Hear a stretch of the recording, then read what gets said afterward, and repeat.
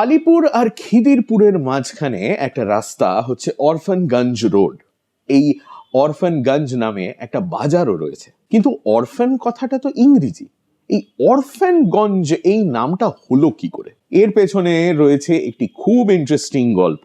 East India কোম্পানির সেনায় যারা থাকতো, কন্টিনিউয়াসলি যুদ্ধ হচ্ছে, অনেকেই স্বাভাবিকভাবেই মারা যাচ্ছে, কিন্তু তাদের তো ফ্যামিলি রয়েছে, তাদের স্বাভাবিকভাবেই বাচ্চা কাচ্চাও রয়েছে। তো তারা যখন মারা যাচ্ছে, হয়তো অনেকেই সোল ব্রেডউইনার, তখন তাদের ছেলে মেয়েদের লেখাপড়ার কি হবে? এই চিন্তাটা থেকেই 1783 সালে মেজর জেনারেল উইলিয়াম কার্কপ্যাট্রিক প্রপোজ করেন যে একটি মিলিটারি অরফান সোসাইটি তৈরি করা হোক। তো এই মিলিটারি অরফান সোসাইটি তৈরি করা হয় এবং তারা কলকাতায় দুটো স্কুল সেট আপ করে। দুটো কেন? কারণ সেখানেও একটু ক্লাস ডিভিশনের ব্যাপার রয়েছে। আর্মির যারা অফিসার, যারা একটু উঁচু পদে, তাদের জন্য ছিল আপার মিলিটারি অরফান স্কুল, আর এমনি নর্মাল সৈনিক টৈনিক যারা আর কি একটু নিচু পদে, তাদের জন্য ছিল লোয়ার মিলিটারি অরফান স্কুল।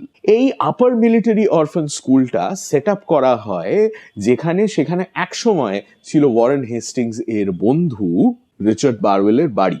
বাড়িটার পুরনো বেশ কিছু ছবি কিন্তু ইন্টারনেটে আপনি খুঁজলে পাবেন, যেমন এই ছবিটা। কিন্তু বাড়িটার স্যাডলি এখন আর কোনো অস্তিত্ব নেই। এই আপার মিলিটারি অরফান স্কুলের যে খরচ, সেইগুলোকে সামলানোর জন্য একটা বাজারও তৈরি করা হয়। সেই বাজারটা স্বাভাবিকভাবে, যেহেতু অরফান স্কুল এর জন্য বাজার, তার নাম হয়ে যায় অরফানগঞ্জ বাজার। আর সেই অরফানগঞ্জ বাজার অঞ্চল দিয়ে যে রাস্তাটা যাচ্ছে, সেটার নাম অরফানগঞ্জ রোড। গঞ্জ মানে বাজার, সেটা জানেন তো।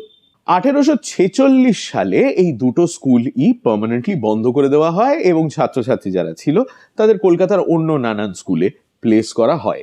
কোথায় ছিল এই মিলিটারি অরফান স্কুল? খিদিরপুরের 25 পল্লী যেখানে, তার আশেপাশে একটা জায়গায়। No traces of this house now remain.